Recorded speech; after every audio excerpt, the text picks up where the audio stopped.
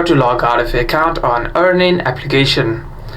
First, you want to open your Chrome browser if you're using the website, and here you want to simply search for Earnin. After that, you want to simply tap on the first website that you see, and here you'll be able to see an option called sign in or log in. You want to simply tap on sign up if you want to log in into your account. You want to simply tap on sign up if you don't have an account to create your new account. However, if you're already logged in into your account, you want to simply tap on these three bars over here, and this will be your profile dashboard. And if you scroll down all the way from here, on your profile dashboard, you'll be able to see an log out option only if you're already logged in.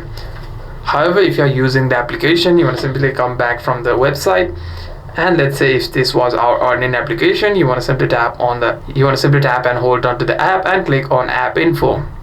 Tap on stores in cache and simply clear your stores from here.